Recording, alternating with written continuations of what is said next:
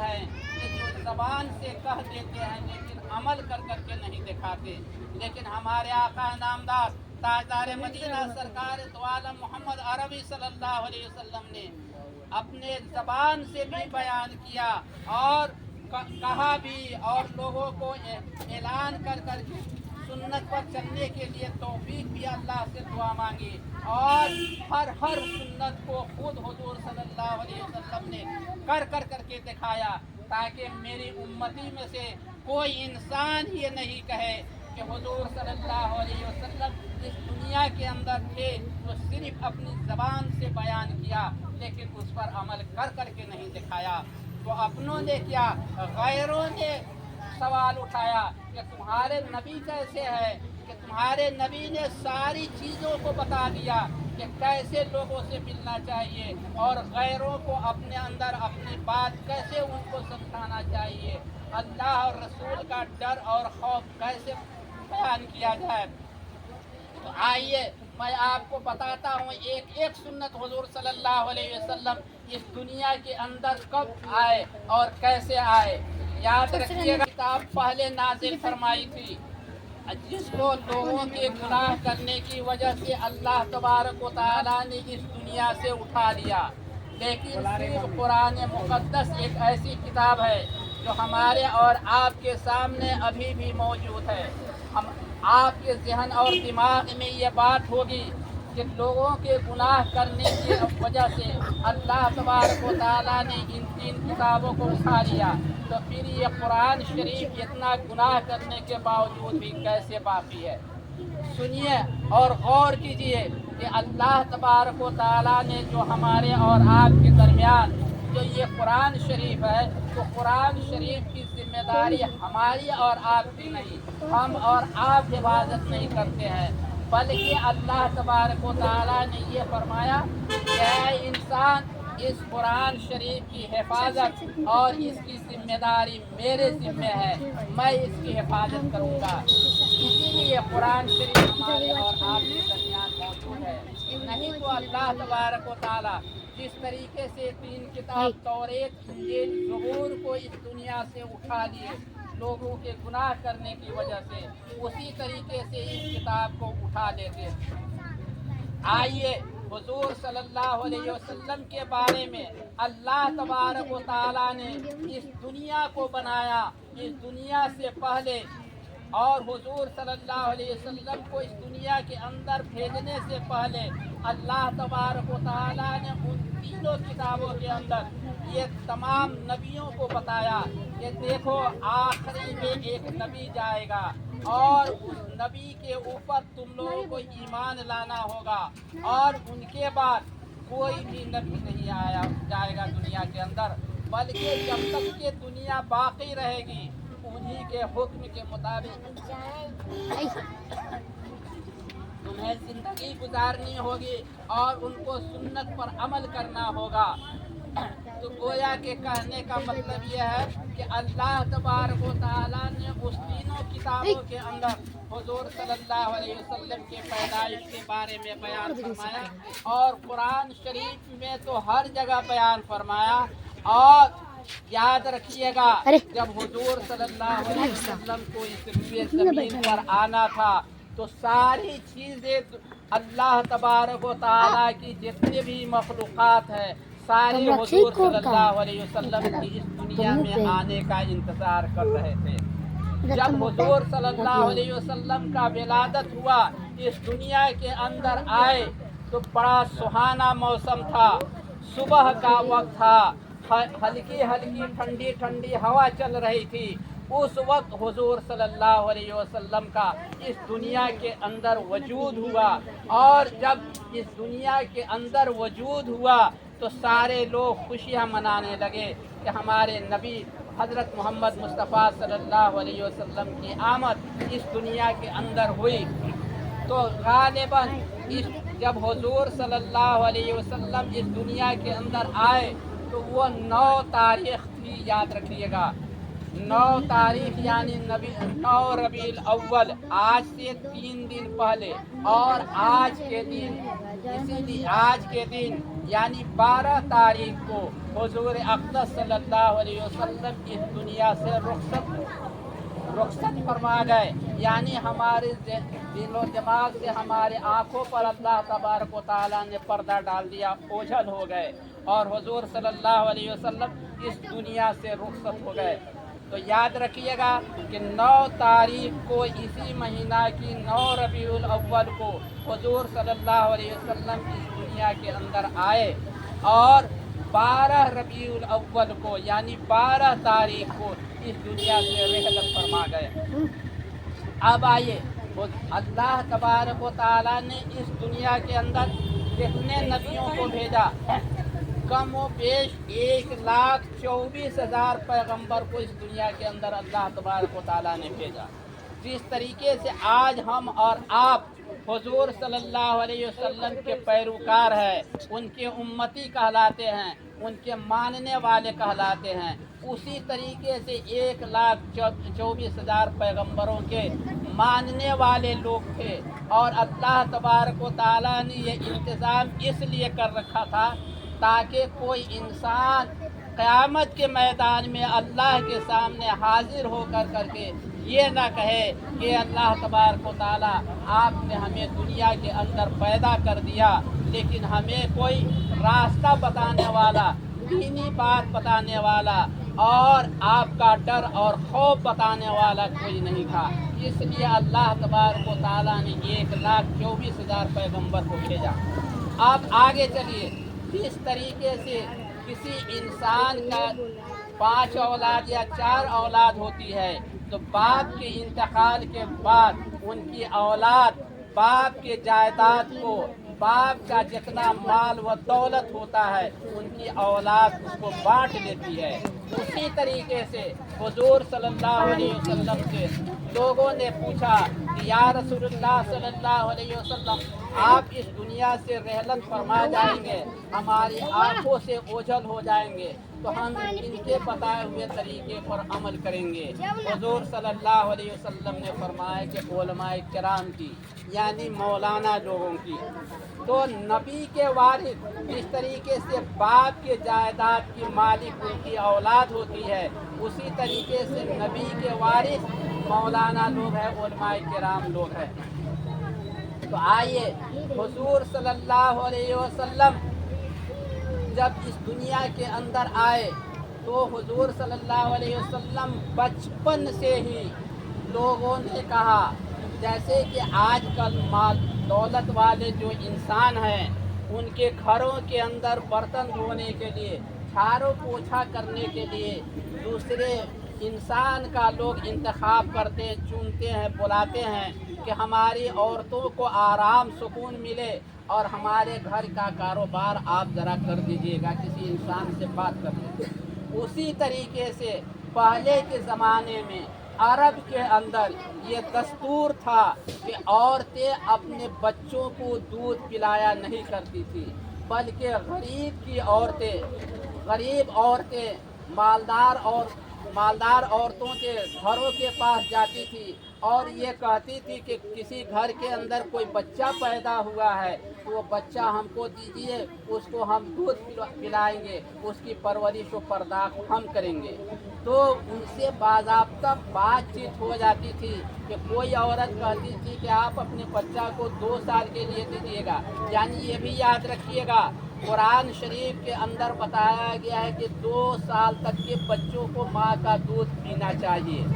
और ये भी याद रखिएगा कि जितनी ताकत माँ के दूध में बच्चों को मिलती है, उतनी ताकत दुनिया के किसी भी दूध के अंदर या किसी भी दवा के अंदर अल्लाह तबारक व तआला ने ये तासीर नहीं रखी है।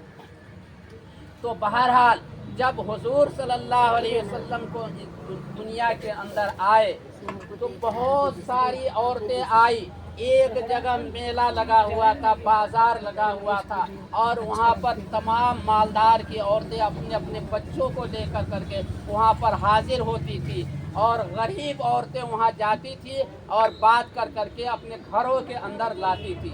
इत्तेफाक से हुजूर सल्लल्लाहु अलैहि वसल्लम जो थे वहाँ पर किसी हर आदमी जानते हैं आप हजरात कि हर इंसान चाहता है, शुरू से ये दस्तूर रहा है कि हम ज़्यादा से ज़्यादा पैसा कमाएं।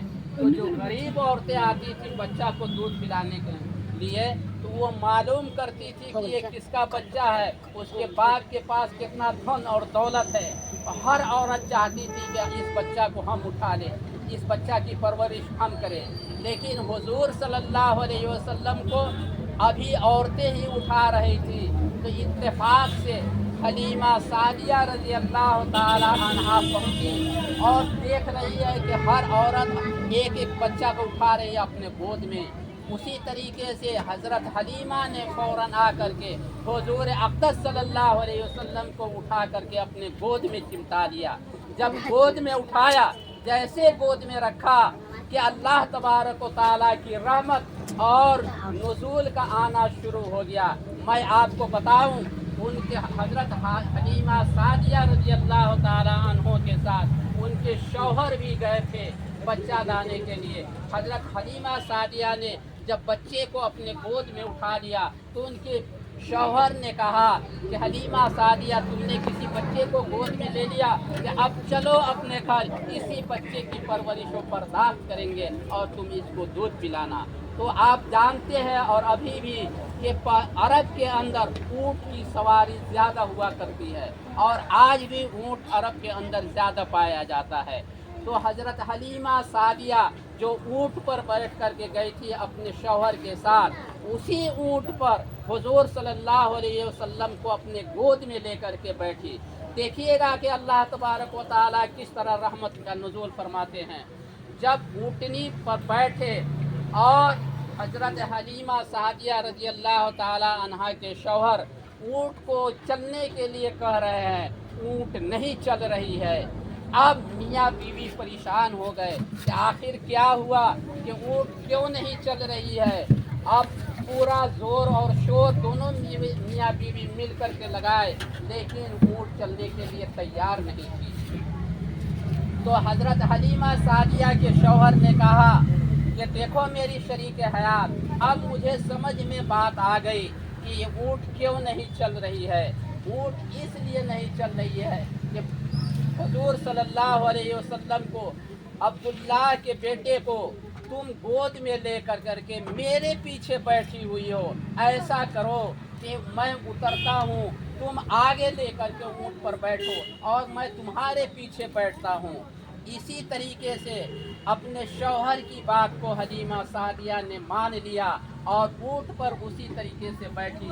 आगे आगे हज़रत हलीमा सादिया रज़ी अल्लाह ताला अन्हा हुजूर सल्लल्लाहु अलैहि वसल्लम को अपने गोद में लेकर के बैठे और उनके पीछे उनके शौहर पीछे बैठे और ऊँटनी को चलाना शुरू किया।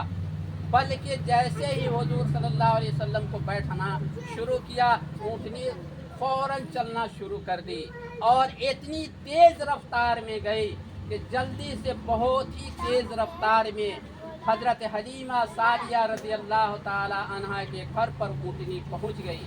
तो उनके शौहर ने कहा कि देखा अल्लाह तबारक व तआला की रहमत कैसी थी कि हुजूर सल्लल्लाहु अलैहि वसल्लम को अल्लाह तबारक व तआला ने बहुत बड़ा मुकाम अता फरमाया था।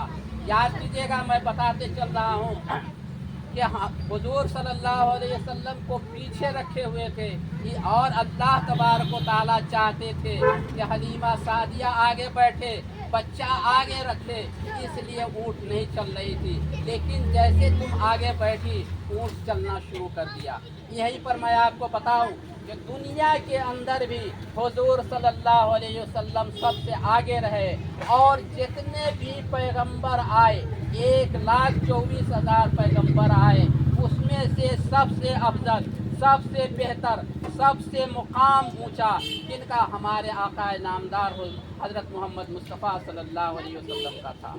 और दुनिया ही के अंदर नहीं बल्कि आसमान पर जाने के बाद, जैसे आप लोगों को मेराज का वाक़या मालूम है ना, जो रजब के महीने में होता है, 27 रजब को जो हम लोग मेराजुन नबी सल्लल्लाहु अलैहि वसल्लम के नाम से याद करते हैं। कुरान की तलावत की जाती है, वहाँ पर भी हुजूर सल्लल्लाहु अलैहि वसल्लम को हजरत जिब्राइल अलैहिस्सलाम हुजूर सल्लल्लाहु अलैहि वसल्लम हमारे और आपकी तरफ से इसी दुनिया के अंदर सोए हुए थे।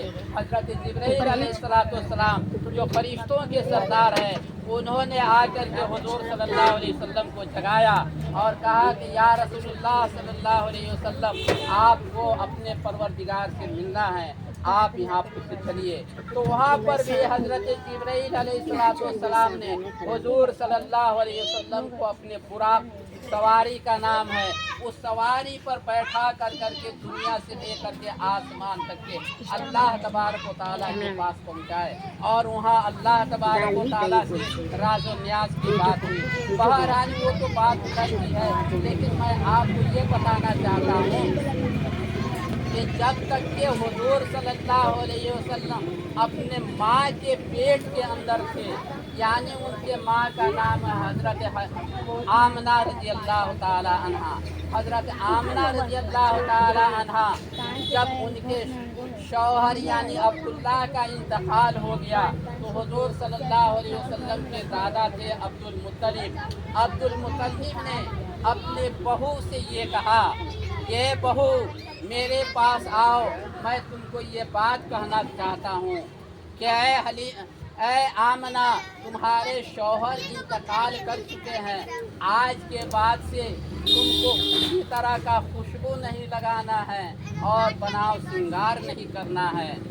हजरत हलीमा ने अपने ससुर खुसर हजरत अब्दुल मुत्तलिब से फरमाया कि अब्बू जान, मैं तो खुशबू क्या, मैं सारी चीज़ों को छोड़ दिया।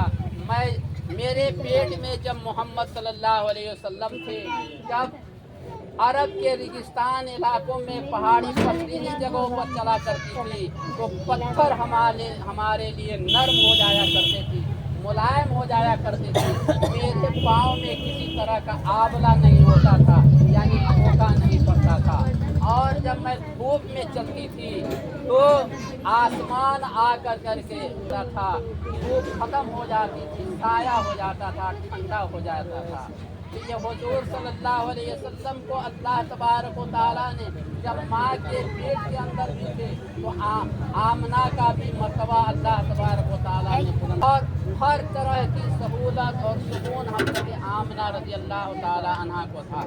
और अब आइए हलीमा सादिया रज़ी अल्लाह तआला अन्हा जब अपने घर के अंदर हुजूर सल्लल्लाहु अलैहि वसल्लम की परवरिश व पर्दाफ्त की, जब हुजूर सल्लल्लाहु अलैहि वसल्लम उनके घरों के अंदर रहने लगे, तो हजरत हलीमा सादिया के माल व दौलत, धन व दौलत के अंदर इतनी बरकत हो गई कि पूरे बस्ती के अंदर सबसे ज़्यादा मालदार औरतों में हजरत हलीमा सादिया का शुमार होने लगा। मैं आपको बताऊं, एक मरतबा हुजूर सल्लल्लाहु अलैहि वसल्लम किसी सफ़र पर जा रहे थे, साथ में सहाबे किराम भी थे। भूख लगी थी, कोई खाने पीने का सामान नहीं था, कोई इंतज़ाम नहीं था, रात काफ़ी हो चुकी थी, किसी इंसान से भी पता नहीं चलता था। इत्तेफाक से एक दरवाजे पर एक बस्ती से गुजर रहे थे, तो एक दरवाजे पर एक बूढ़ी औरत बैठी हुई थी और सिसक कर करके रो रही थी। हुजूर सल्लल्लाहु अलैहि वसल्लम वहाँ पर पहुँचे और अर्ज़ किया कि ऐ अम्मा जान, आप सिसक कर करके क्यों रो रही हैं? उस औरत ने अर्ज़ किया कि आप अजनबी मुसाफिर कौन आदमी हैं, कैसे हमारे बारे में आप जानते हैं? हुजूर सल्लल्लाहु अलैहि वसल्लम ने फरमाया कि मैं आपके चेहरे से पता लगा रहा हूँ, मुझे पता चल रहा है कि आप बहुत ज़्यादा मुसीबत में हैं। तो उन्होंने बताया कि मैं कई रोज से भूखी हूँ, मेरे भी बेटा है, लेकिन मेरा बेटा मुझको देखभाल नहीं कर रहा है, खाने पीने के लिए नहीं कुछ दे रहा है। तो इत्तेफाक से उसी जगह एक बकरी बंधी हुई थी। हुजूर सल्लल्लाहु अलैहि वसल्लम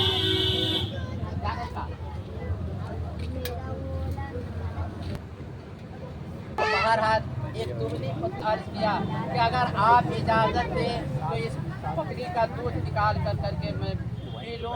हुजूर सल्लल्लाहु अलैहि वसल्लम ने अपने हाथ से उस बकरी का दूध निकाला और اللہ تبارک و تعالیٰ نے اتنی خیر و برکت عطا فرمائی کہ جتنے صحابہ کرام تھے حضور صلی اللہ علیہ وسلم نے اپنے دست مبارک سے تمام صحابہ کرام کو دودھ پلایا، اور وہ بوڑھی عورت تھی، ان کے شوہر کو اور ان کے گھر میں جتنے افراد تھے سارے لوگوں کو دودھ پلایا، اور سبوں نے یہ نہیں کہ تھوڑا بہت بلکہ بھر بھر پیٹ دودھ پیا، اور یہ اللہ تبارک و تعالیٰ کی خاص و رحمت تھی۔